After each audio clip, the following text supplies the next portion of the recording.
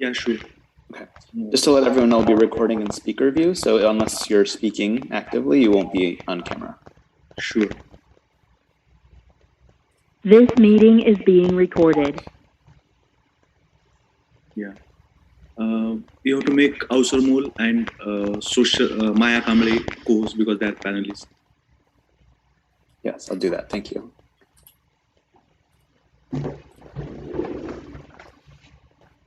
So we are waiting for 2 more panelists. And then we can start. Okay, sounds great. Milind Awasarmol join? Yes. Done.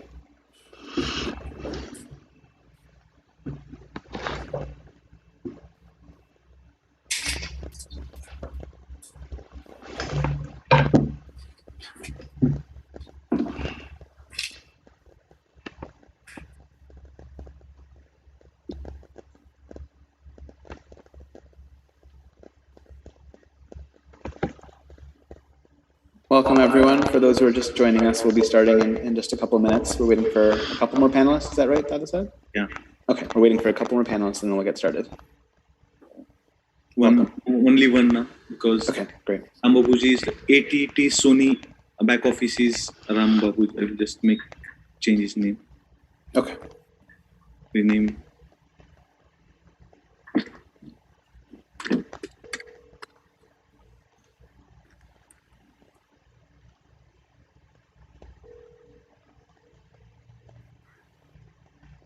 So please make Rambabu Gautam co-host. So he's also one of the panelists. Okay, look at that. Okay, I believe we are live on YouTube also. Yes, thank you. Okay. Thank you so much. I've also enabled live transcripts for anyone who needs them. Mariam, do you mind just dropping in the chat how to turn those on if anyone needs some assistance with that?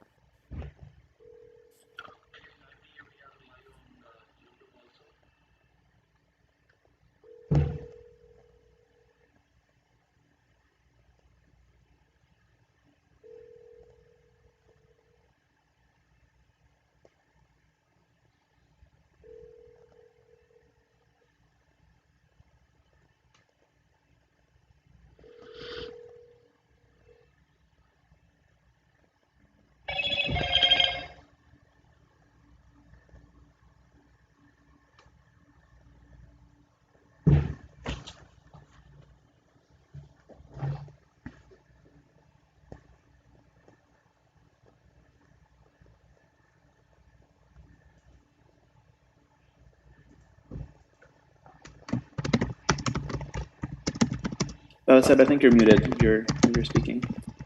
I said, should I wait for Sanjay Kumar or should we start? I have messaged him. He may join in a couple of minutes. Why don't we wait one more minute and then if he joins a little bit later, I can make him a co-host as soon as he enters. Okay. Sure. So we'll just wait one more minute then. Yeah.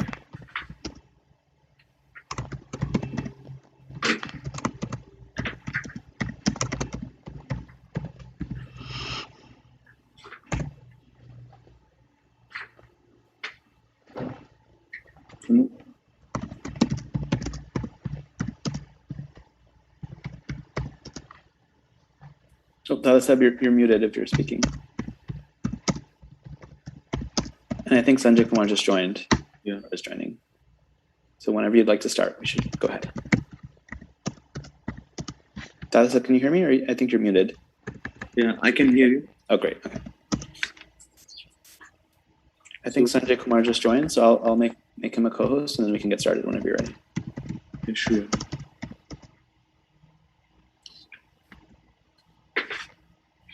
Yeah, we can start now. Should I start? Yes, please. I can't see myself. Oh, you can see me? Yeah, we can see you. Oh, great. Good morning and Jai Bhim, and good evening, everyone. First of all, I would like to welcome every participant for joining our dissemination of the oral history project of Ambedkarite community and anti-caste movement in US. Today's event is planned in a way that, first of all, we will have a brief introduction about SAADA, then BSG, then I will have dissemination with short video of the project, and then we'll have a panel discussion and we'll conclude. So the program is about 1.5 hours.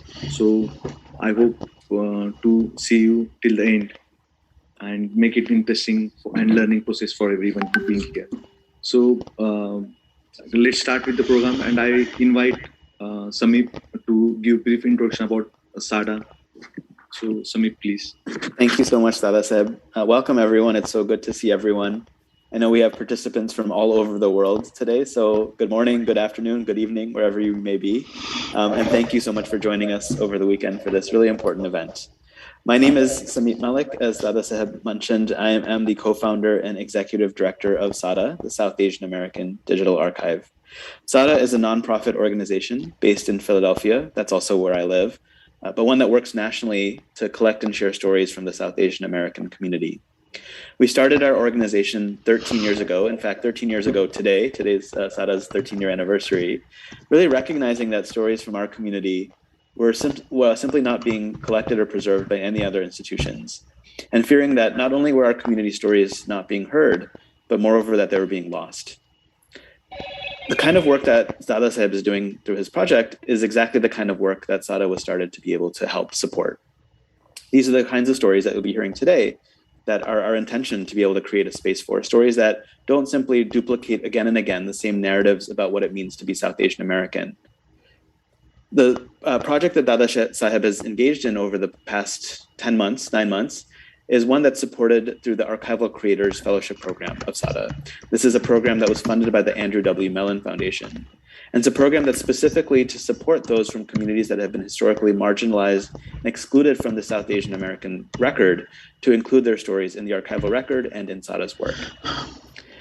This has been a year, over the past year, of a few ups, but many, many, many lows. And I'm so grateful to you, Dadasaheb, for your continued commitment to this project throughout the difficulties of the past year and the ways that you've brought such care, thought, and joy to this project. It's been really fun to work with you, and I can't wait to hear the conversation today. One up, and Dadasaheb said it was okay for me to share this, that's coming up in just a few days, is that Dadasaheb and his partner are expecting their first baby, a boy, Nirvan. And I wanted to share this in particular because having a daughter myself, who's now 5 years old, I know that so much of the work that we're doing now is not just for ourselves, but also for the next generation, trying to create the world for them that we perhaps don't inhabit yet.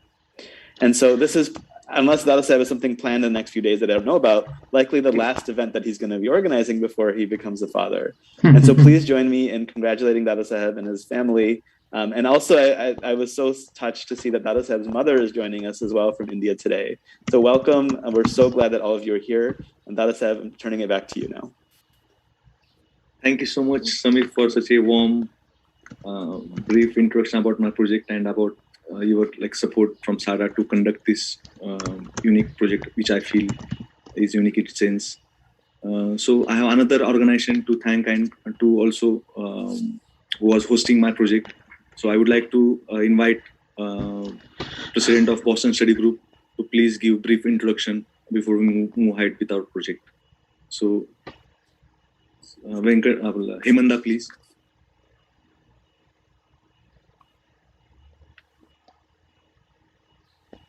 Oh, we have to unmute them, the Boston Study Group. Sorry, let me just do that 1 second. Mariam, if you're able to beat me to it, if you can. Yeah. Okay, great. Yeah, I can do that.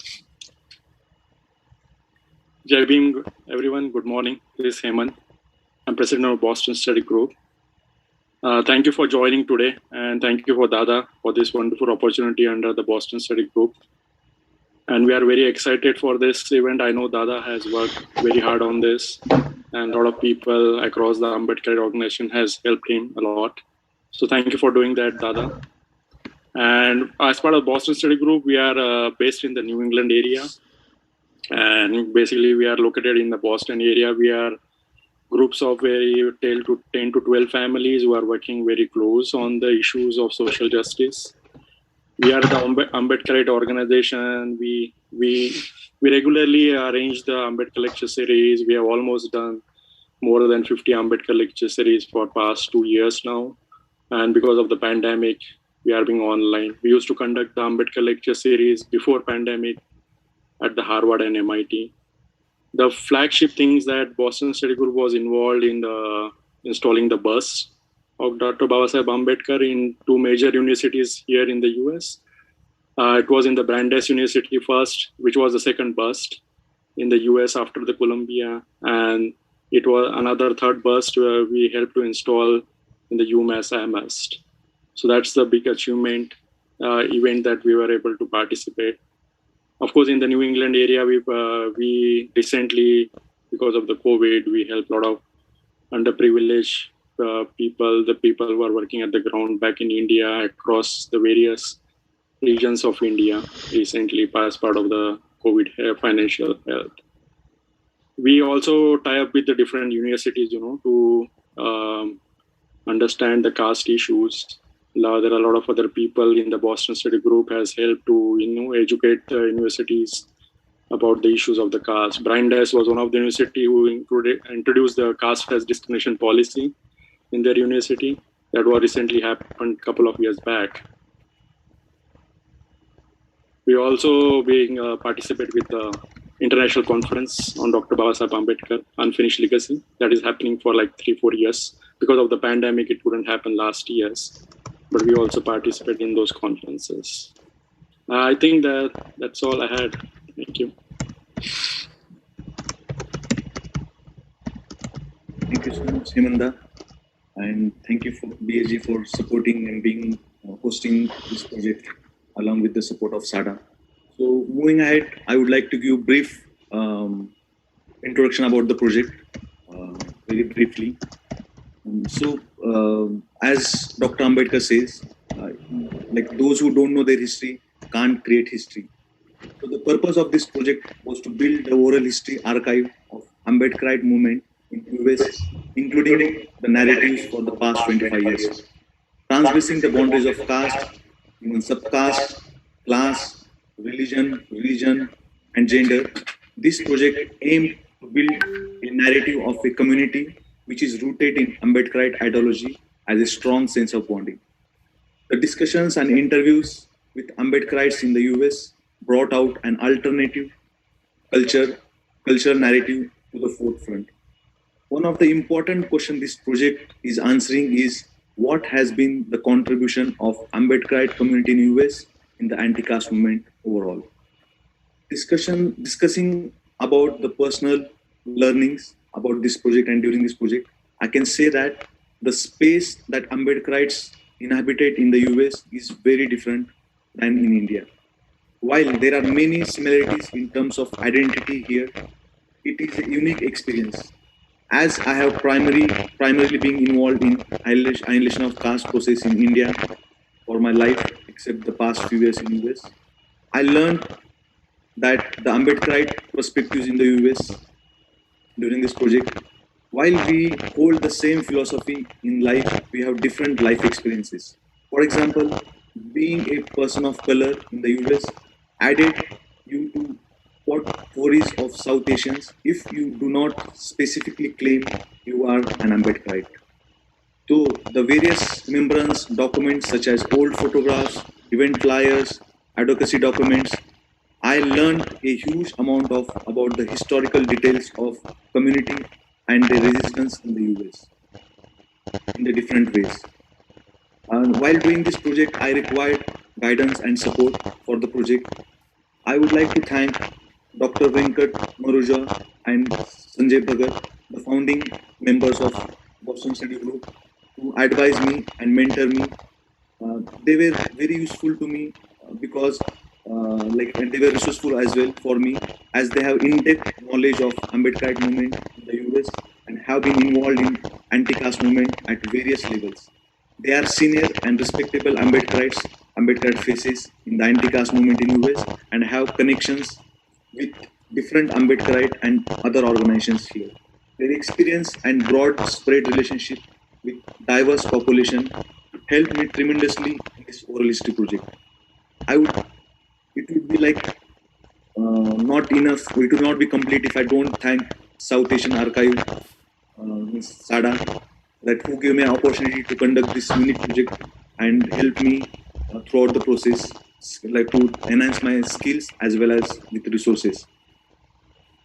So what I learned and what the most rewarding thing aspect of this project has been is that was like we could document a rich history of the Ambedkarite community in US. We tried to build an alternate culture narrative for the Ambedkarite community in many different ways to break the singular narrative of the caste communities in the South Asian Americas. This would enable the Ambedkarite community in the US to be seen apart from the perspectives, various artifacts, old photographs, events, and advocacy documents. This would also capture the narratives of individuals who have been or who have seen change happen over time in the US. The stories from the Ambedkarite movement would help in perceiving the legacy of Ambedkarite struggle for the next generation, building their sense of pride in the community. Thus, while this project will preserve the narratives of older generation, it is also an investment in the future generation of Ambedkarites. So, although it was challenging to conduct this project in the middle of this unique pandemic situation, the ideal world I would have loved to meet, in the ideal world I would have loved to meet the community members in person and build connections with help of aids and different like the icebreakers and allow the free flow of communication and learn from them. However, that was something I did not had control over right now. I tried to meet some of the community members in person for their interviews, especially who were in Boston areas. I conducted around 10 interviews and have multiple discussions. So the discussions or the interviews have been oral and I have recorded them. So I have few excerpts of the interviews in a video format and subsiding with the artifacts which were shared by the community members. So I would like to share that with everyone. It is a short video of around 15 minutes. So it will give you the like it will give you an stimulation to go and watch or hear the full interviews, which has been the narratives of the Ambedkarites here. So further delaying, I would like to share you that short video for a couple of minutes.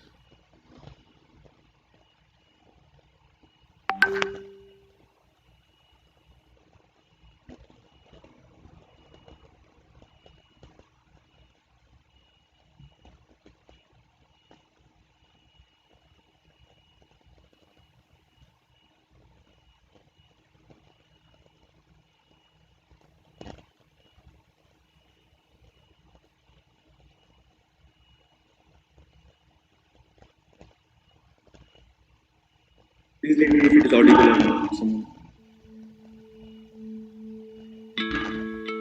Yeah, we can hear it, Dadasaheb. Sounds good.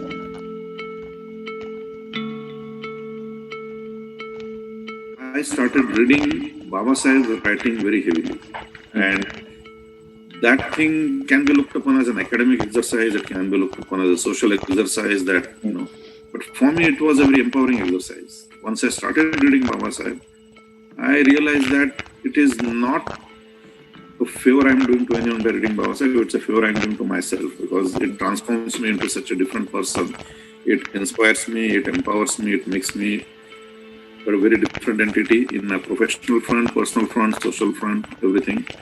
And that's where my identity as an Ambedkarite got really set in stone. It not only, so what came as a heritage without a choice, got very strongly emphasized and very strongly claimed through reading Babasaheb. So when you are born with a heritage, you take it for granted because, that's there by default. But when you actually go to the depth of it, and I will not say I've gone to the depth of it, but whatever extent I've gone to at this time, it has been very rewarding. So if I were to define my attributes at this time in terms of my life, I will say Ambedkar has a strong influence, not because I was born in Ambedkarite family, but because after evaluating the world around me through my academic and my personal experience, Babasaheb is what stands out and shines like a ray of light, a beacon for people like me. So that's where my Ambedkar identity comes. I am very proud to be called myself an Ambedkarite, where we, the equality, justice, liberty, and fraternity, and these are the type of human values we all want to cherish and propagate and expand, and so that's what I like about Ambedkarism. Saying I'm Ambedkarite because I believe in science. I believe in equality. I believe in justice. I'm against any kind of discrimination. It could be based on, I mentioned it could be based on anything. But you discriminate one human to another, right? I'm completely against that, 100% without any doubt. So that's why I consider myself a hardcore Ambedkar. Ambedkarism is about humanity. It's about human values. So it's about gender issues, it's about labor issues, it's about farmer issues. So one thing we have to be very clear at the outset is Ambedkarism is not about Dalit emancipation or emancipation of any particular subjugated class.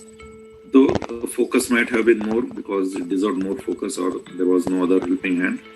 But it is a very generic and a very comprehensive human value basis for every humanity.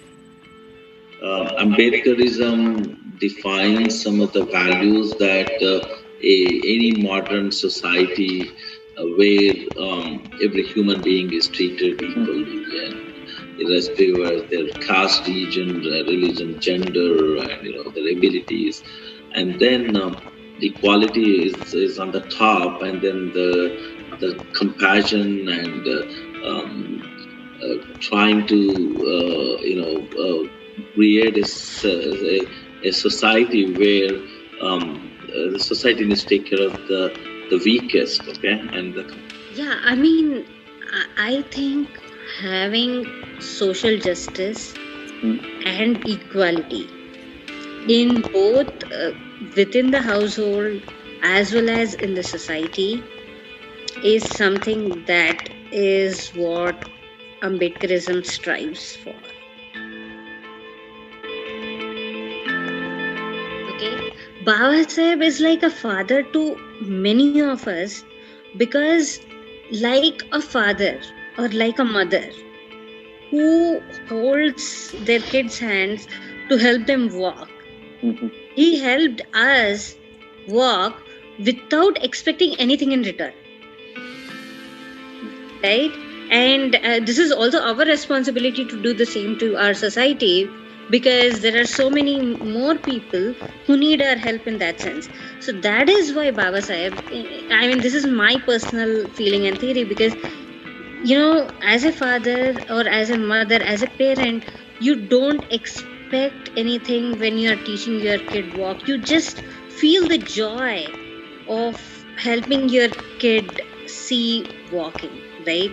And that's what he did to the whole community. Right from his first writing of caste and genesis and mechanisms of caste, you see that he mentions endogamy, and you see he mentions how patriarchy actually helped caste system, if you infer it in that way, right? So he had that understanding. His basics were clear right from the very beginning. So he was, and that non-patriarchal nature, I mean, it disconnects him from the rest of the world, right? Because I don't know of any other human being who not just worked for racial justice or caste justice or social justice, but also worked for gender justice equally, thinking it is as important. The annihilation of caste is the fundamental thing, but like I said, Ambedkar values are universal. Okay, I mean, he could not be confined to Dalits or one community, India or Maharashtra. It's so wrong to do that. The person has a vision and the kind of works he produced, they are very, very universally applicable. His work does not only reflect for Dalit. He has fought for definitely affirmative action for the untouchables, right? But he also fought for minorities. He also he has a big fight for equality for the women, the Hindu women. So you cannot confine his work just for own people. No, he wanted a word that has equality for everyone.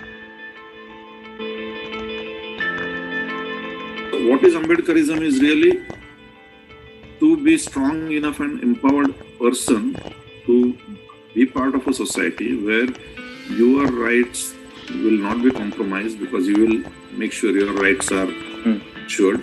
You will also fight for other people's rights, and you will not succumb to any ideology which is there by default or by tradition, or which has been there just because, like Dadasaheb says, anyone who believes in, as you say, right, who believes in equality, justice, and they are against any kind of discrimination. I'm saying if you are for Black Lives Movement, you are also Ambedkarite. That's right. You are against the women discrimination. You are also Ambedkarite. Right? So we have to bring everyone, everyone who is for human rights and who is for justice and equality in the world. They all Ambedkarite. It could be of any race, creed, any country. It has to go beyond.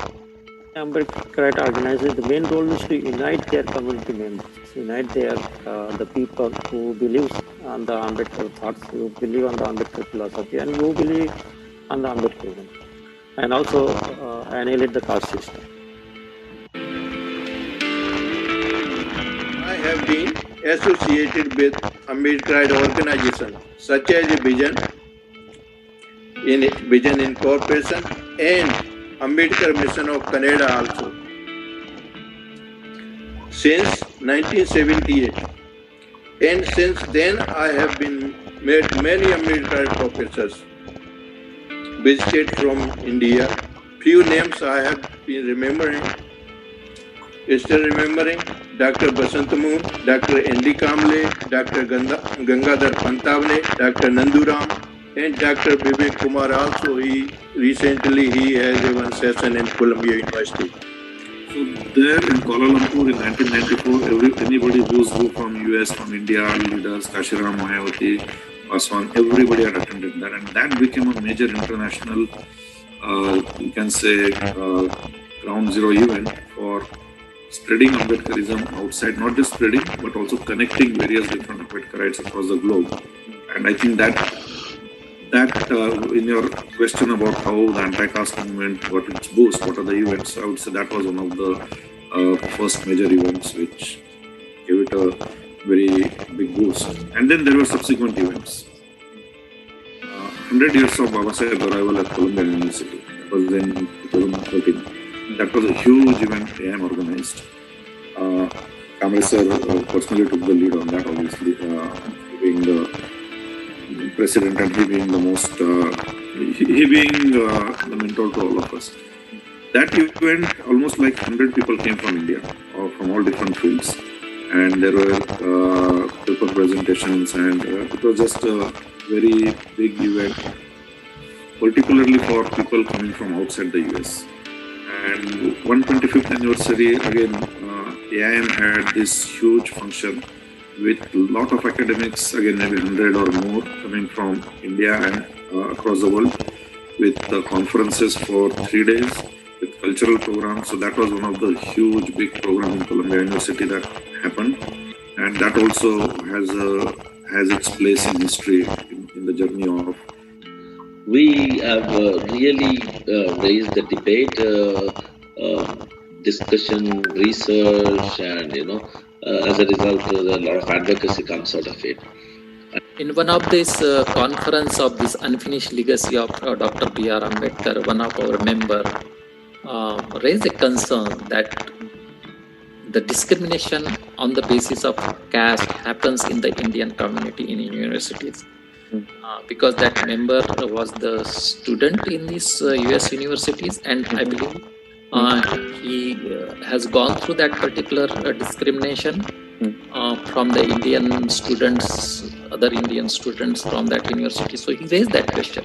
And based on that, the Brandeis University has recently put in a policy in their university that the caste is being one of the factor of the discrimination, and this is the first university in the in USA who has included the caste as one of the factor under the law. If they migrated, the caste hierarchy also migrated. So there is a lot of discrimination happening. You can see that discrimination in the if they organize, for example, 26 January program, like the Republic Day program or 15 August program. During that program, we put our stall. I just give the example that in Michigan, we organized the 15 August program. We put our stall and we put a lot of our literature, that Ambedkar literature, Bahujan literature. So during that time, they see our booth and they just walk away. And sometimes they make a comment, oh, these people are still here. I went to India and started thinking about that and reading up on like sort of where you see Dalit folks, I guess. And then once I made the connection, all of those events now became super significant to me, because like once I made it, I'm like, oh, this is the purpose of why we go to these events. This is the community that we find there, and this is why it's important. This is why like we feel that this community, even though many of them don't even speak Telugu and stuff, we still feel as if we're connected to them. Versus before I understood this caste consciousness, I was just like, well, we have our Telugu family friends here. What aren't those our core friends? And so those are the memories that I know. There's other second generation folks who I've had clashes with who weren't that open to critically thinking about caste. So for example, one of my fairly recent strong memories was during my Fulbright research year. Another Indian American woman, also on a Fulbright grant, was my roommate, and she wanted to use different utensils for cooking. And I was like, this is really, and I told her, I'm like, I'm Dalit, and like this is really triggering for me in terms of like this is untouchability practices. Like this is the Indian communities they also create the problems with our peoples. Once they open up, you are from a SC, they give you the role, and also they isolate you from the jobs or from societies. तेरे मन भावी मंदिर में दीप जलाएं, तू ही बता दे ओ हिंदू हिंदू में भेद कराने वाले हम कैसे हिंदू बन जाएं। हिंदू तूने हिंदू का अपमान किया, हिंदू होकर भी मंदिर जाने से इनकार किया, खुद आगे अपने को बड़ा समझ, हम में ही इतना भेद किया, छाया से तू घृणा करता, मूक पत्थरों को कितना मान दिया, तू ही बता दे वो हिंदू हिंदू में भेद कराने वाले हम कैसे हिंदू बन जाएं। Someone complained about he was discriminated based on the caste in a very big organization like Cisco, correct? So at that time, we wanted to be in the forefront. So our organizations here in the USA, many organizations, we form a common forum, and we try to spread awareness of this particular issue. We read a lot of interviews and a lot of articles were published so that people here also know, and that has definitely resulted into awareness. So recently the Boston Study Group has been approached by one South Asian organization to let them know about this particular issue.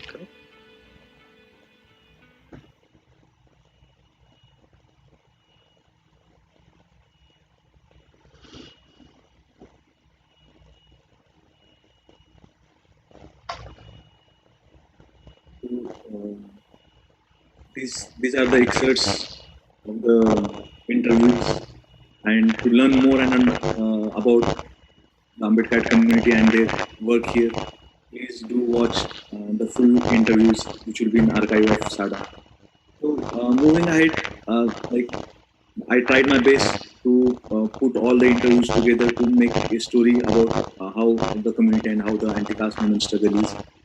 So before moving ahead, I would like to thank Swarup for his support and for creating that video.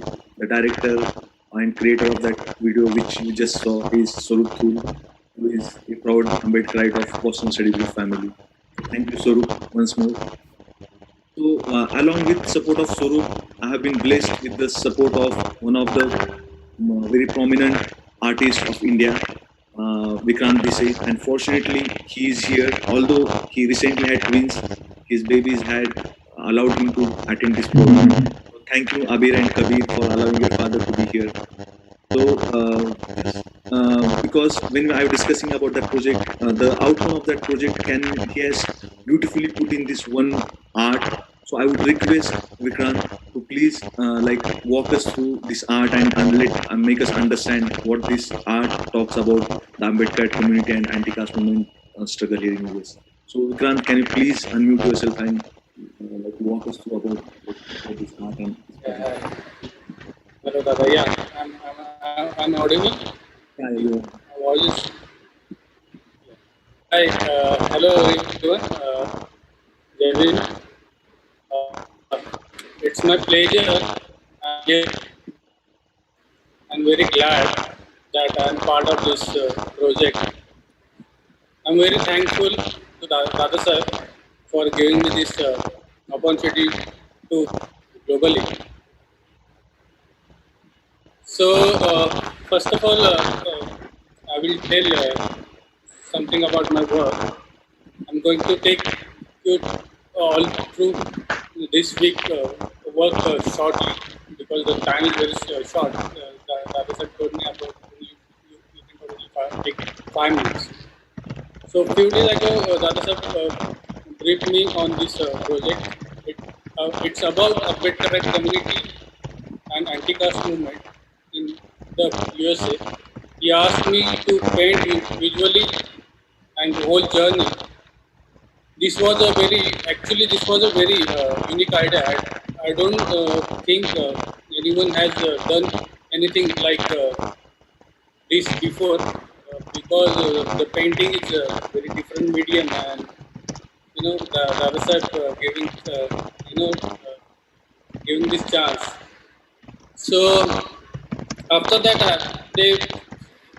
after Dadasaheb briefed me, so I started my work.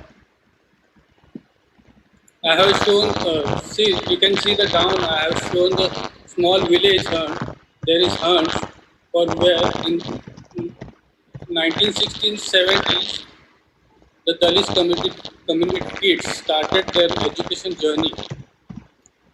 The pathway shows that,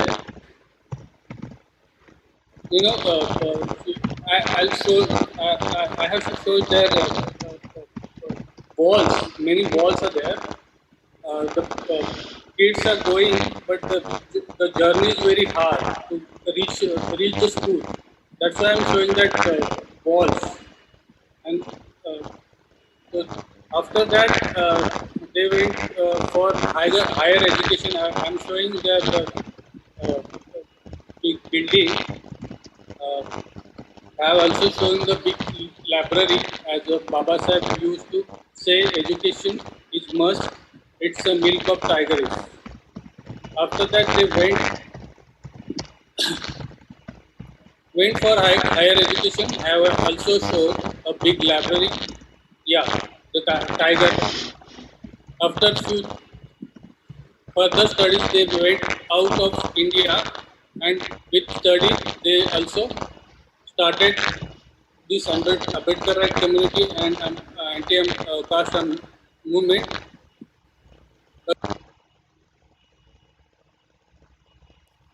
Vikrant, I think you got muted. You can just unmute yourself again. I'm not sure what happened. be able to unmute yourself? Yeah. Hello? Yeah, we can hear you again. Yeah. So Dalit students from different states across the India went abroad for higher education. The Baba Sahib used to say educate, organize and agitate. Some went to Howard University, some went to Columbia University, which studies they also started working for a Dalit community. There were many Ambedkarite activities in the United States, but the work of the late Raju Kamble sir is very remarkable. He spread the Baba Sahib. You can see the work here. I think the image is not clear. I don't know what happened, but you can see the middle of the painting. I paint here the later Raju Kamble sir's portrait, and you can see that he's walking with his bag. You know, he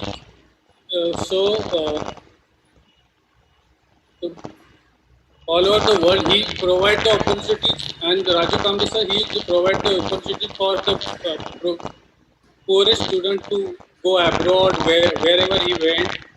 He would carry Ambedkar's books in a big suitcase, and there is a lot of actually there is a lot of talk about on those various subjects, but it's a very time short. If you see the right side, the top corner shows the 25th Jayanti of Baba Saheb Ambedkar in New York. You can see here in U.S.A. I have shown Baba Saheb with Martin Luther King Jr. in the middle of the painting. Exactly behind that, I have shown policeman killing George Floyd and biggest protest which happened in the USA all over the world. Similarly, have shown different protests and their impact which happened in India and across the world. Example of Rohit Vemula's case, Kerlanji case, which happened in India. Nowadays, if you see the people are busy doing the protests in India and outside the country for anti-caste, anti-CAA, NRC at the bottom right corner. Have shown you can see the bottom right corner have shown Muslim women doing the protest behind the barricades, holding Baba Sahib image in their hands. Day by day, Baba Sahib is becoming important. We can see the last 5 years. We can see the Baba Sahib is becoming important as he has given constitution rights and many more things to all sorts of people. I have also shown how the Ambedkarite community are helping. You can see there the Ambedkarite community helping poor people in the pandemic. They go to the village and help them with the livelihood and with the education and with many more things. Lastly, I would like to take you to the right hand side bottom corner where I have shown the portrait of the foundation to all these. They are the real heroes who have given us a right pathway. Actually, I paint here the Baba Sahib portrait, then Gautam Buddha, Mahatma Phule, Savitribai Phule, then Shahu Maharaj, and so etc. The all portraits I done here. Actually, I have working in last this full. I have been working on these Phule Ambedkar thoughts in regular painting practice work. I'm glad that I got the opportunity. Thank you, Dadasaheb, once again. Would love to work on such a topics in future. Thank you so much. for this great opportunity, Dadasaheb. Thank you. Thank you so much, Vikrant. Actually, we are very thankful that you could, like, I took 8 months to conduct this project and narrate history for around 25 years. We did it in one art piece and generations. Yeah, but yeah, it's a very small, less time, and I'll give my 100%. Thank you so much. Thank you, sir. Thank you so much. And to know about his more work, he's a JJ pass out and he has been working. So you can just Google him. He's a very promising artist, and his work has been appreciated by globally by many Ambedkar communities, and in India he has been working tremendously. So he's in process of creating his website. So please do visit his website and his work on Google. So thank you so much, Vikrant. So moving ahead, I would like to invite panelists to create a discussion which would enhance our understanding of Ambedkar community and their contribution in the annihilation of caste process. There were some points, or there were certain things which were very elaborately discussed in our oral histories, but there were certain things which I wanted to discuss in public forum, so that we can so that it will be useful for us to enhance the anti-caste movement and achieve the annihilation of caste. So so today's panelists for the topic of Ambedkar community and anti-caste movement in US, we have 5 panelists. First is Rambabu Gautam, Milind Awasarmol, Mahesh Wasnik, Sanjay Kumar, and Maya Kamble. So before we start our panel discussion, I would like to give a brief introduction about these 5 esteemed panelists. Rambabu Gautam is a very senior most Ambedkarite in the cohort right now here on the platform, and he's a software engineer. We can call him a doctor. He's a historian. Along with all these things, he is a poet. The poem which was recited in this short video was written by Rambabu, and he has been writing and contributing through his writings in the Ambedkar community, and he has been associated with Ambedkar movement and annihilation of caste process since 1978. So welcome, Rambabuji. And second is Milind Awasarmol. He has been as I have known him through the narration or oral history, he has been Ambedkarite since his first breath on this planet. But he has been part of Ambedkar community. He's also one of the senior Ambedkarite. Has been associated with Ambedkar International Mission, and also has been part of many other organizations, and have been contributing for annihilation of caste in US since late 1990s. So welcome, Milind Awasarmol. The third panelist today is Mahesh Wasnik. He has a unique experience of working outside India in 2 different countries, that is Japan and US, in the social movement and Ambedkar movement. So he is an engineer by profession. He is in software since 90s, and sorry, he's an engineer, and he is founding member of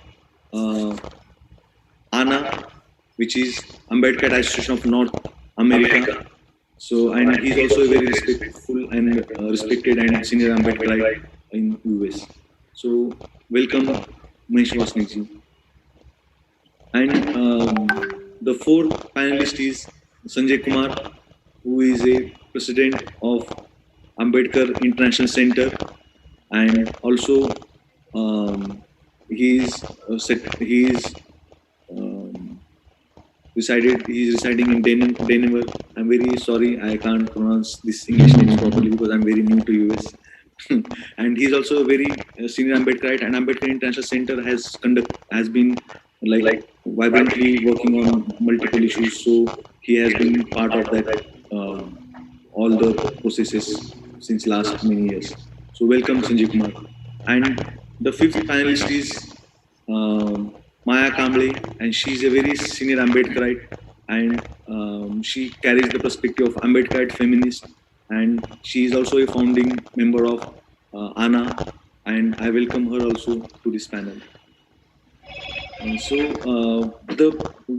We have planned in such a way that we'll have couple of questions for panelists. They will share their perspectives on those questions, and then we can have a question answer session. So the total time panel discussion is around 40 to 45 minutes. So we'll go ahead, and I will ask my first question, and whoever wants can start first, and then we can go on with other panelists. So please unmute yourself. And the first question for the panel is, what is the role of women? Why is the role of women central to annihilation of caste from Ambedkarite perspective? I can take it. Yes, sure. Please go ahead. Okay. Thank you, Dadasaheb. It was a wonderful event. We are loving it.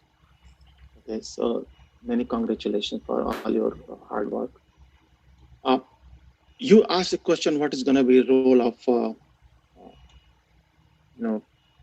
women in the Ambedkar movement?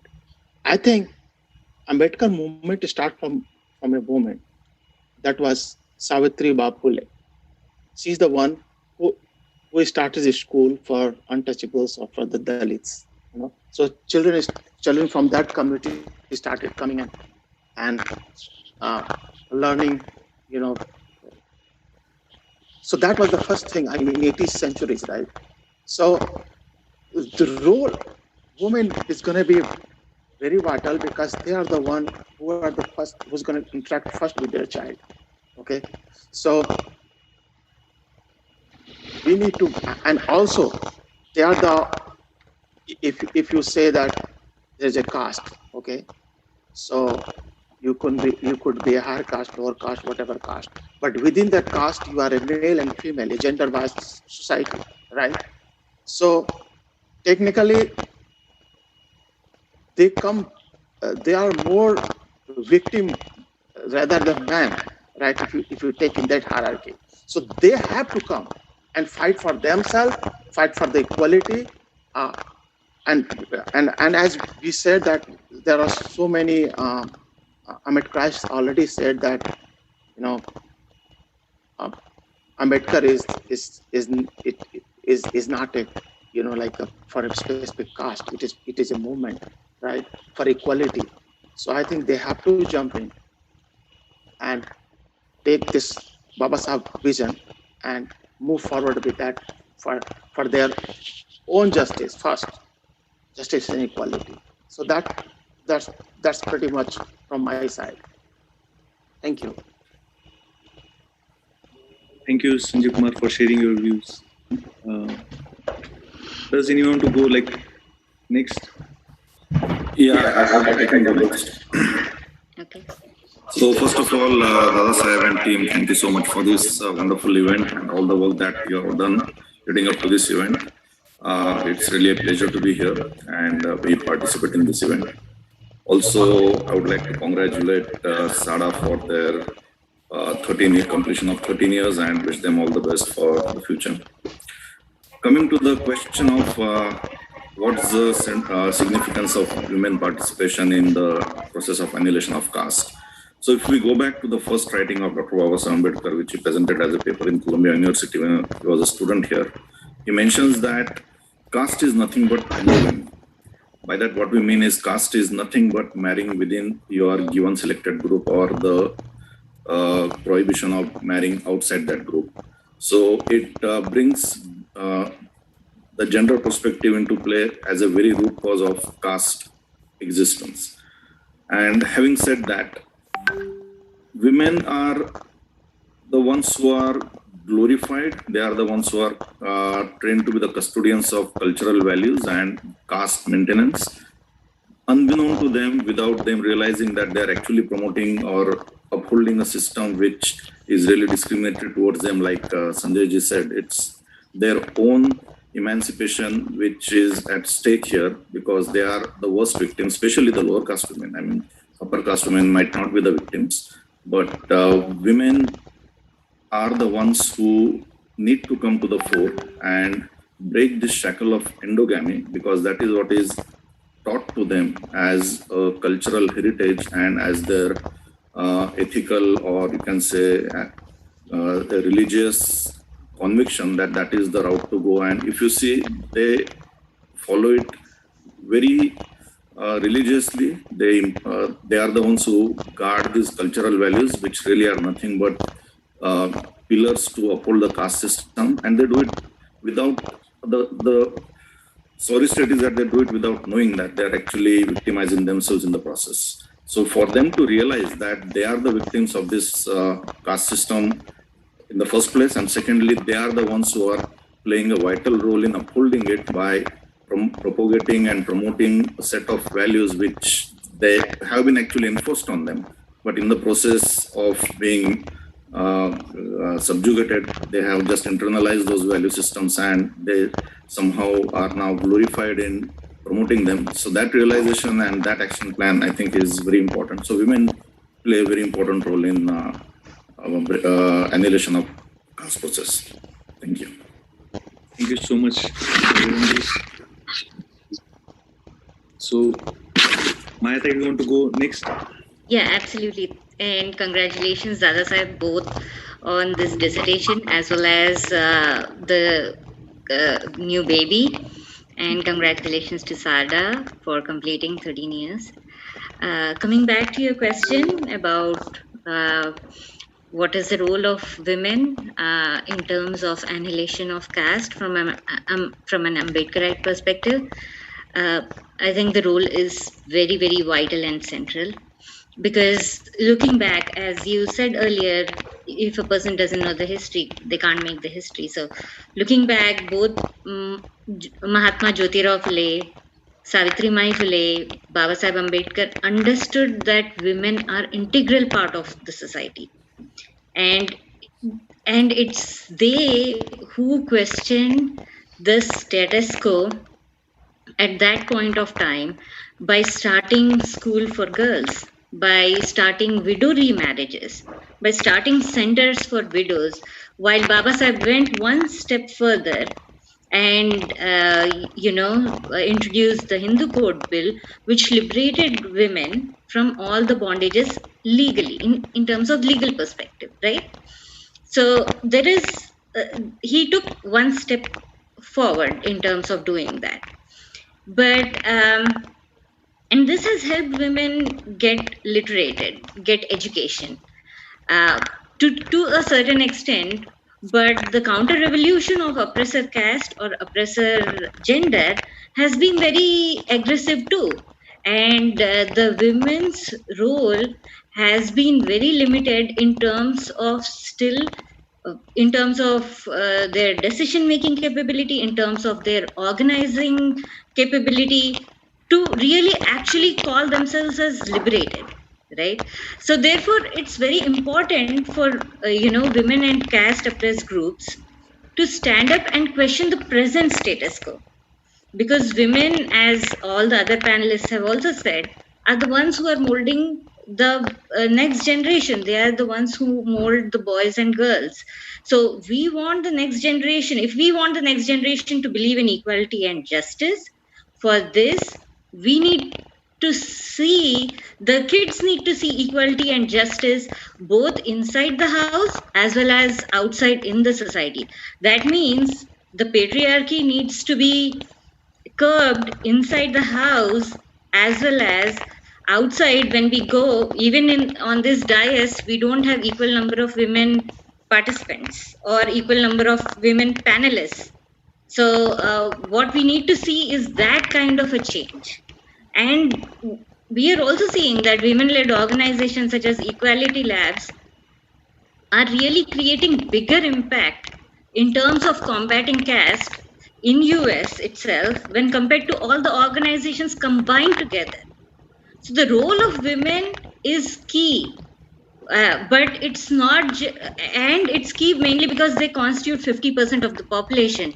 But it's not just the women who have to stand up, it's the whole society which needs to create an environment which will make sure that they thrive in these organizations as well and become powerful leaders, not just for this generation, but also for next generation. Thank you so much, Maya. Mahesh Wasnik wants to go next. Mahesh Wasnik, please. Okay, thank you very much, and thank you all the panelists. And also, I would like to thank you, the Boston Study Group and the South Asian American Digital Archive, SAADA group, for inviting part of this initiative. And also congratulate Dadasaheb, and also congratulations SAADA for their 13th anniversary. It's a nice session, and this kind of session must be organized. As someone mentioned before, we need to learn the history and also understand the history from each other, because everyone has the different background they are coming from. Some people are coming from the social background. I am from the engineering background, and I'm working in the automotive industry. So the experience is different than the members who are on the other. So as Babasaheb mentioned before, and I do agree with the other panelists, I measure the progress of the community by the degree of progress which women have achieved. This is the Babasaheb statement. And this is a very powerful statement that Babasaheb mentioned. And also Milind ji already mentioned that the endogamy in the society, that the caste system still exists right now, because the people are getting married in their own caste, and that needs to be annihilated first. Other than that, I think the education is also very important. If the woman get educated, she will educate the whole family. That is very important. And I will more focus on the education to annihilate the caste system in the society. And just give the example. For example, if if the woman goes to anywhere, the whole family goes. If man goes, he goes a single person. And also the Maya mentioned just now, there are not much women participation in many of our conferences. So I think we need to bring our women also be the part of the conferences wherever we go or wherever they go. Their initiative is our initiatives, or our initiatives is their initiative. So there should be the equal participation across the board. And that's what I think education is very important in the woman's life to annihilate the caste system. Thank you so much. I would request Rambabu to share his perspectives. Rambabu, please. Thank you very much for inviting me, Dadasaheb and SAADA, also Boston Study Group, and AIC, ANA is like a whole movement, Raju Kamble's aims. I have many thoughts on movements or our Ambedkarite people since 1980s mainly. That's the vision's name we describe it just like describes as the oppressed and neglected society. The women are more oppressed and neglected. So we started like this whole thing, and we also saw in the U.S.A many times. So this happened with our people, our women in here in American societies. We have in India that Babasaheb describes already, and there Article 15 in Constitution he provided in there, but this Constitution is still not provided defense to our women. So many problems we have. Still we have. So education is the main thing to describe. I just mostly write in Hindi, so English is my mother tongue. Why I just study in English, but so I cannot explain as Baba Sahib write, I study the literature, Baba Sahib literature, and many other literatures. So I think we should work here. This is a good opportunity you providing here, and we learn it, and we also associate with each other. I have support from many friends from India and also here. So it is good opportunity to work together and get stronger together and fight with these peoples. They should not discriminate us. Thank you very much.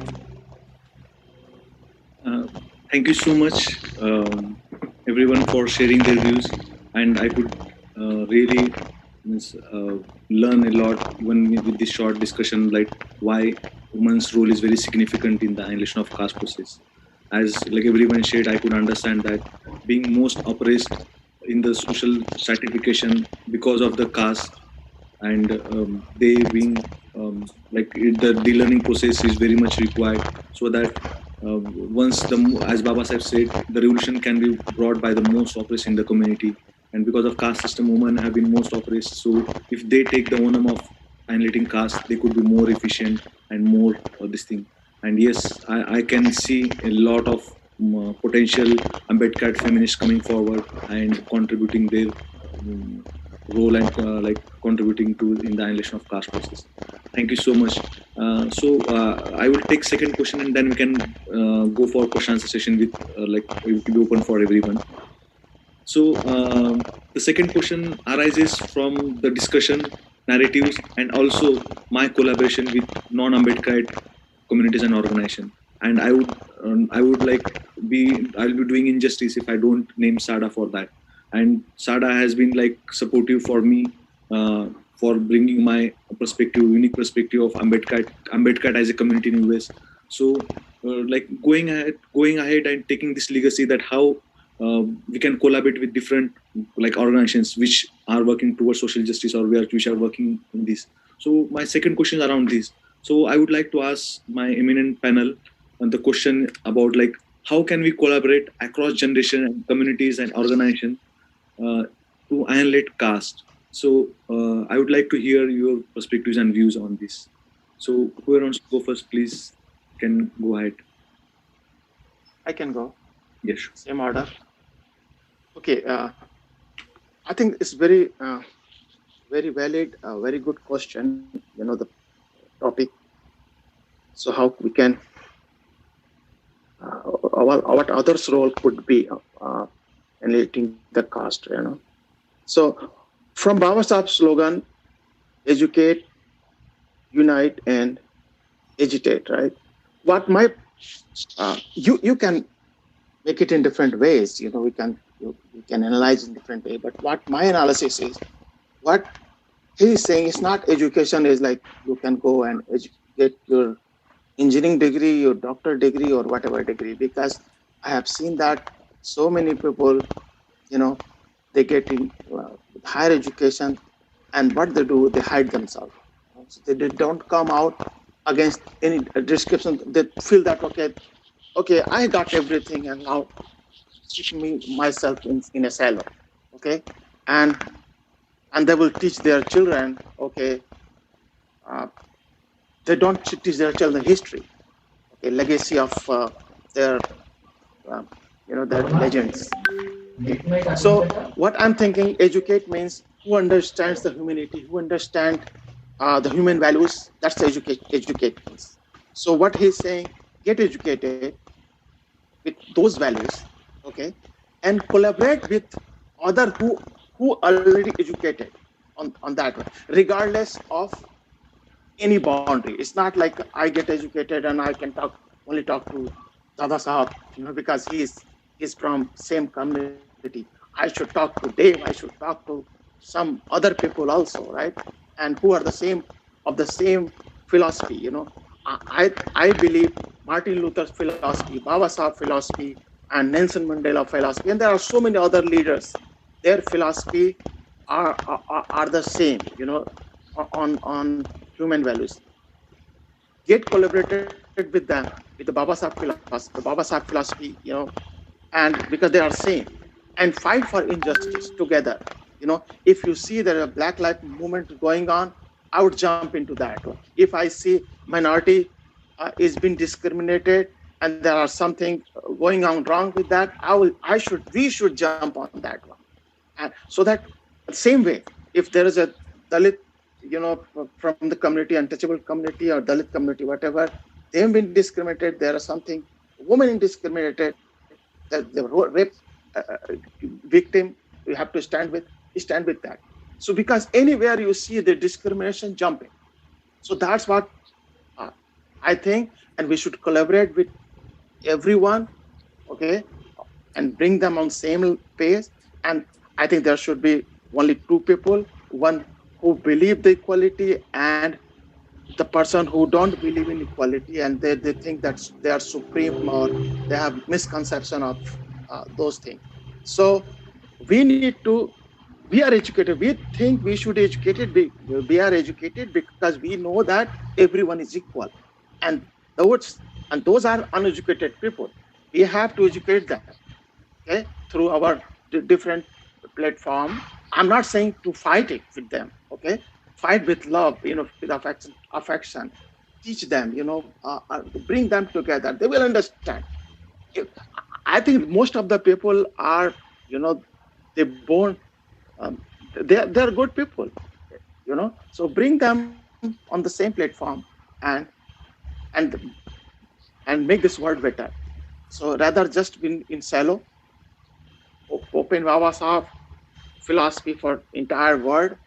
It could be anywhere, wherever discussions are happening. Bring that Vavasaf philosophy, okay, to bring that to get them justice. So that's what my thought process. Thank you.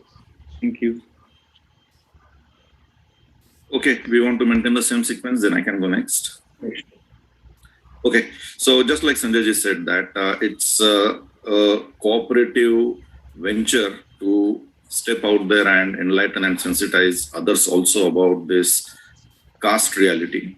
Many times, because if one is not a victim, then you tend to either deny it or underplay it because it doesn't really impact you and there is nothing for you to gain out of it. Although it's not true, everybody gains by nature of caste, but at least perception-wise. Again, I'm reminded of the first writings and first public speech Dadasaheb gave in Columbia University. He makes a very strong statement that when the caste system was getting formed up, that time the upper caste closed the door on others. So some castes closed the door on others, not letting them enter into their caste. And some castes found the door closed on them. So what it means is that not everybody really wanted to be within their caste silos, but they were forced into that. So this caste is an association of people. Caste is not an isolated attribute of an individual. Caste manifests itself, becomes significant only when there are people involved with different castes, and that's the only time when caste really rears its ugly head out. Now, if that is the case, then to annihilate caste, we need to have participation from everybody in this associated humanity. So the lowest caste have a motivation to go ahead and do annihilation of caste because they are the worst victims of it, and they have upward mobility by virtue of annihilation of caste. But if you look at the essence of it, just as a human being, just as a human value, a modern society value, and that comes through Babasaheb's writings, is that caste is a bad thing to the human society, and that's what. And if we can sensitize the upper castes, the other communities about that you might be either ignorant or you might be upholding that as part of your religious conviction, but it's a wrong thing to do. And if we can present them the right arguments, then I think that thing will speeden up the journey of annihilation of caste. And another thing is that if the Dalits discuss the annihilation of caste within themselves, then they are not really taking the fight, or not the, I don't use the word fight, like Sanjay ji said, it's not a relation of antagonism, but it's we have to deal with this in a cooperative spirit. So if we take it to the larger audience, they can take it within their communities, because our inroads within the larger communities or different communities is very limited, or none for that matter. But if we can sensitize some influential people in those communities, they can take it further into their communities and sensitize at the more generic grassroots level, and that way it will be more prevalent. And like Sanjay ji said, people are inherently nice. This is Babasaheb said in Annihilation of Caste. People are nice. It's the ideology which brings out the worst in them. So through this exercise of a cooperative venture where we engage with non-Dalits also and upper caste also, sensitize them, I think we will speeden up this journey of annihilation of caste. Thank you. Thank you so much. Maya Tai. Yeah, sure. In terms of how we can collaborate with next generations, what I feel is nurturing of next generation again begins at home. So it is the job of both the parents to ensure there is equality and justice within house itself. That is the first step, and maybe the next steps can be like to understand what challenges are they interested in, what are they learning in the school, right? Because for example, they might, and how it impacts caste oppressed people. So for example, even environmental changes which lead to drought or floods, the people who are most affected by any natural calamity are the ones who are caste oppressed people. So this, by letting the next generation be interested in specific topics they might be learning and they might be interested in, but again with the same point of view, creating the bridges, how the how the present day challenges, if solved, will help the caste oppressed people as well. So understanding this whole perspective is very important, and then coming up with solutions and letting the next generation thrive in what they want to do is also very important. And I have attended various international conferences, and I have seen racism, I have seen gender-based discrimination with LGBTQ groups, and I have seen how racism or these discriminations, or for that matter caste-based discrimination, all because of new technology, because of social media changes, have manifested in very different ways. And there are many platforms for us to connect with Black Lives Matter, to connect with LGBTQ groups. And there is so much in common, and to learn from them and to understand from them. You have already seen Isabel Wilkerson's book, which talks about race and caste. So it is very good right now. I think we are in a very good situation, specifically being in US, to connect with all these groups and to understand and to come up with good ways forward and to learn from each other. And that's how we can collaborate to annihilate caste as well. Thank you, Maya Tai, for sharing your views. Mahesh Babu, please. Yeah. So basically, I think many of our panelists already shared how to collaborate with the young generation and also across the community who believe on the caste system. In my view, the caste system only dismantle if you dismantle the Hindu Varna system. In the Hindu Varna system itself, there is a caste. If you talk about the Brahmin, there is so many Brahmin caste. If you talk about the Kshatriya, there is a lot of Kshatriya caste. If you talk about the Vaishya or Shudra, in the OBC itself, there is the hundreds of castes. So in each Varna has their own caste system. So I think the first, again, as I am the engineer, so we have to find the root cause of this issue. The root cause is the dismantle the Varna system.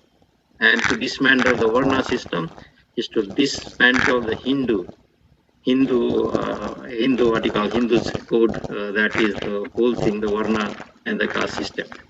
If you see, I think we are going to celebrate the 75th years of adopting the Indian Constitution and also our independence from the British. Even though our Constitution gives the equal rights for all, but in the reality, in the practice, nobody practices the equal right. I am from the village background. I come from the village. I just give the example 2 weeks back. There was a atrocity happened next to my village. There is a gram sevak. There was a casteist slur to that gram sevak by the local community member, higher caste member, and that casteist slur come into the fight between the lower caste and the upper caste. So this kind of casteist slur is still going on, even though we are in the 21st century. And casteist slur, like the people call like Chambar, people call like Mahar, those kind of casteist slur are still going on. This should be banned immediately. I mean, those slurs, I mean, hurts your mentality, right? So I think we need to educate this casteist slur among the community. Because these are the casteist language. Also, we need to read and amplify the writings of Dalits and Dalitas. There are a lot of writings by the Mahatma Phule, a lot of Bahujan leaders, Annabhau Sate, Kabirji. Lot of writings are there. So we need to educate not only our community, but the other communities. And also, if there is a casteist slur happen or something uncomfortable happen in between among our society or in between, where you are standing or sitting together, we have to raise that issue. We don't have to keep quiet. If something says something wrong, we have to raise the issue immediately. If you keep quiet, they will oppress you all the time. Again, someone mentioned before also, we have to read our history, where we come from and where we are going. Even though in the 21st century, we're still seeing the caste system all over the world. I mean, all over the place. Right now, we are seeing the caste system in the United States in front of our eyes. And we are still keeping quiet. And if we are keeping quiet, and then who is going to take these issues moving forward? And so I just want to add one more thing, that after the 86 years of that Annihilation of caste, the essay that Dr. Babasaheb Ambedkar wrote, even though if you read that essay right now, we feel alive. I mean, the essay is alive right now. You can see the essence of that essay. Everything is still there. And we are seeing it in front of eyes. So I think the caste system will not go away immediately, but gradually, if you make them aware, it will go away. And that awareness is very important. So as other members are fighting for it, in the 2015, there was a caste walk in the Washington, D.C., organized by ICDR, and we participated in that caste walk. And we talk about, the people was asking when we are walking on the road, people were asking, is there caste in India? And we told them, yes, there is a caste in India. And we give a lot of references to them. And we are the part of those caste examples. We are the part of those examples. Every time, if you go, even though if I go right now to India, we face the caste system. In the villages and many places, even though we have the money and everything, but the money will not eliminate the caste system. So we have, the education is very important, awareness is very important, and wherever you find the discrimination based on the caste, based on the inequality on any terms, you have to raise the voices and also educate our young generation. That is very important. Thank you. Thank you so much. Rambabuji, please. Thank you. I'm agree with Mr. Sanjay Kumar, also the Mahesh Wasnik. So we have to share our views, our education, and also we have to analyze what they want actually. These Brahmins, what they want. I went so many Sammelans. I went in Brahman Sabha in Washington, D.C., Maryland, all over. I went there. They asked me, which caste you belong? I reply them, I'm from the Valmiki. They don't believe that. I replied them so strongly, they don't believe that I belong to the Valmiki Samaj. Because I analyze everything, what you're doing is not good, but I'm just watching these things since the 1980s in USA. USA, we have a problems also. Brahmin Samaj also have a problem, and other communities also problem. This American people, they don't know the caste system.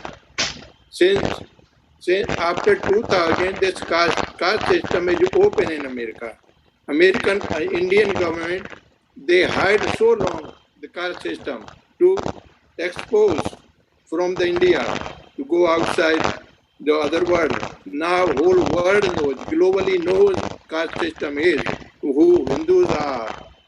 This is now their parents, those Brahmin parents, they are pushing their kids to marry in their own community and marry in this. But those kids, they don't believe that caste system. So it's slowly, it's a annihilation now, but still is in India, you cannot ignore that one. India is still so strongly they were practicing this, but in the US it's not much now. Yes, that I see it. Thank you.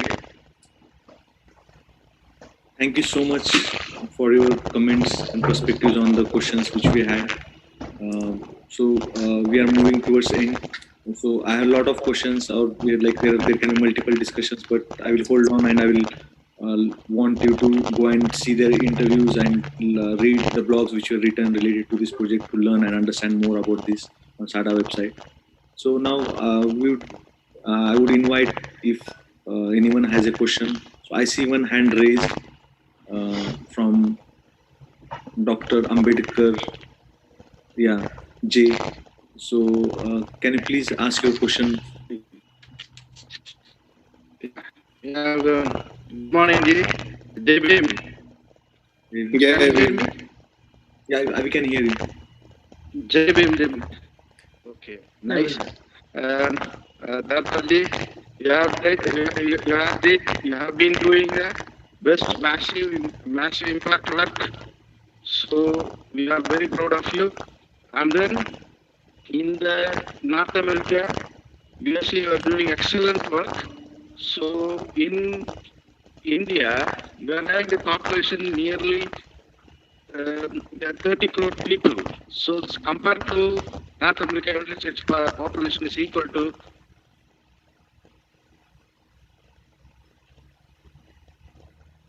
I think so we lost him. Yeah, I think we lost him. Please type your question because your voice was also breaking. So I would invite other members to ask questions. So can you please, if anyone has, can you please go ahead and ask your question or raise your hand so that we can allow you.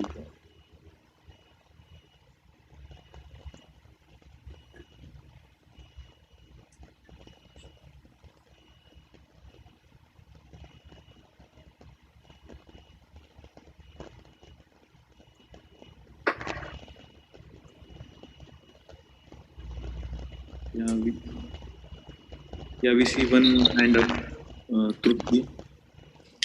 Jai Bhim, everybody, very good session. I have a question for Maya Kamble. Miss Maya, I have a question for you. How to encourage our women to participate more, since, we see the less participation from there. So question is how to encourage them.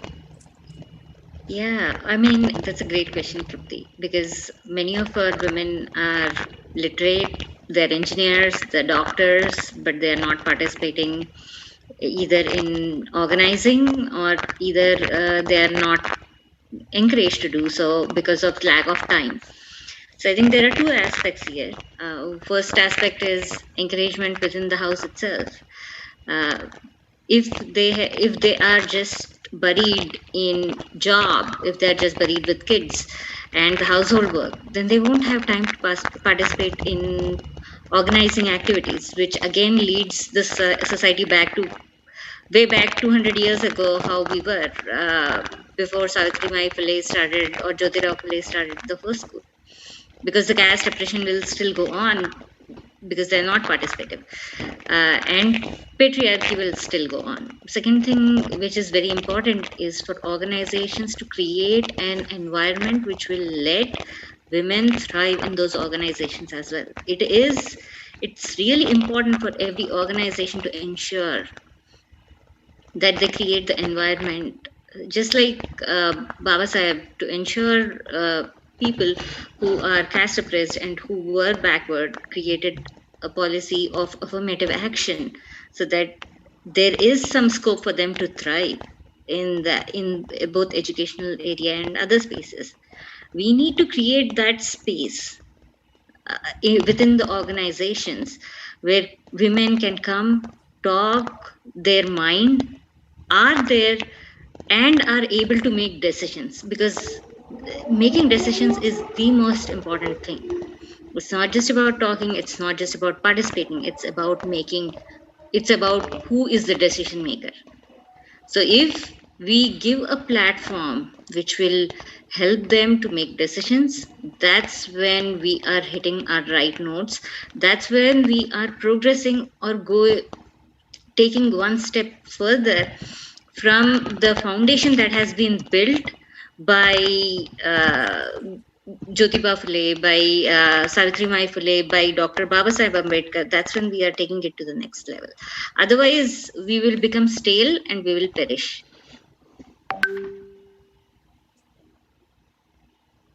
Thank you so much. We are towards end of the time. So, like, if any one question or comment or anything, you can please go ahead so that we can conclude in a few minutes. Anyone, any participants, if you have any comment, any suggestion or anything to comment on our project or discussion, everything. So you can please go ahead. Dadasaheb, I just want to add a little bit the collaboration of this annihilation of caste. I forgot to mention that right now this collaboration must happen to the institution level, all the academicians and also the academic area. So I think we need to educate the students in the universities. I think the Boston Study Group is doing a wonderful job along with the other organizations, but this caste-based discrimination also need to be happening in the HR policies. Right now we seeing in the board, the discrimination based on the race, gender, color, and there should be the caste also should be listed there. Then only the people will come to know there is a caste and the discrimination is happening and discrimination needs to come out. And there should be the proper laws in place. If something happens, caste discrimination, immediately there should be the action committee, not only in the India, but everywhere. But this caste must be taught in the universities everywhere. And you need to be part of that initiative. So anything, coming up, please let us know and we'll be part of that initiative. So, thank you so much. Sanjay Kumar ji, want to say anything? Yeah, yes, I just want to add, something about what Maya said just now about women participation. I don't think it is just, from encouraging or something, because women are engineers, women are doctors, they are making decisions in offices, correct? Right? So it is just not like, you're getting, you can create your own organization. Like Equality Lab, women-based organization, they're making decisions, right? So something should be thrive from, I don't know how to encourage, what to do and how it can happen, because why men and women are equal. If I'm thinking men and women are equal, right? So why, men has to encourage women? So that's, if you're thinking equal, like fire should come from them, for their own, and I don't know how to, to bring more participation, how they can lead. Actually, they do not come in the behind, they have to lead. Even few women organization led by women for women, and that, I think that will only work. So adding, what Maya just said. I don't completely agree with that, Sanjay Kumar sir.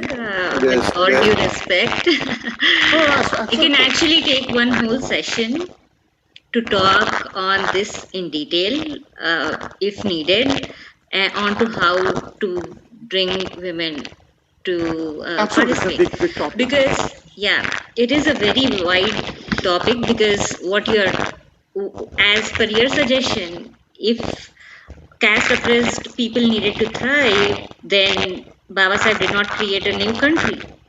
Within the country, he encouraged, he created a space for them. And that is what I was talking about. Like how to create a space for women within the organizations, right? So it's not just about, pushing someone. It is about creating that sort of environment and creating that sort of space. No, definitely, environment we have to create. Absolutely. Yeah. There is no question. I completely agree on. I don't want to. It's just there is something else that we need to work on. That's what I'm saying. Because we talked about give the equality, but why is not happening? So that was my concern. So we need to go more deep into and come up with some solution. So that was only my concern. So it's not just suggestion, not concern. Yeah. Thank you. And very nice suggestion, Mayate. We can really have this session on like Ambedkarite feminist perspective and that. And I really liked your session, and I would surely ensure that we conduct this session across all organizations. I'm taking that and noting that for sure. And now we are at the end. Dadasaheb? Yeah, sure. I would like just to add one comment about our collaborations here in the USA.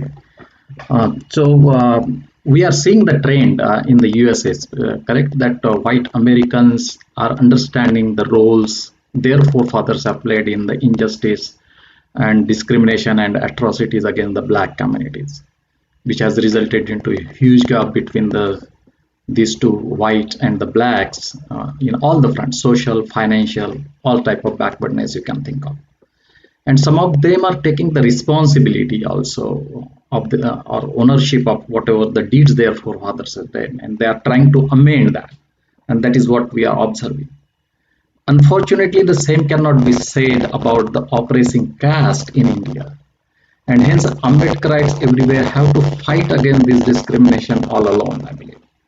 And then Ambedkarite and USA need to understand the enormity of this fight, and hence they have to find the partners who have gone through or going through the similar pains, like the black Native Americans, Asians, especially Chinese, who are going through this spate of the violence currently, since this Wuhan things have happened. And the Muslims are the other communities we are getting discriminated since 9/11. So there are partners we can see with whom we can collaborate and expand our what we can say the front to pass any side of the sort of the discrimination. And so that is what the Boston Study Group recently made a point to reach out to these groups and form a collaborations in the Boston area. That is what I just wanted to let you know. Thank you so much. And thank you so much for participation, everyone. So before we conclude, Samit, you want to say anything? Comment? No, I just really want to thank you, Dadasaheb, for all the amazing work that you've done over the last year. It's really just such an honor for me personally and for SAADA as an organization to be able to be part of this conversation. So thank you for including us.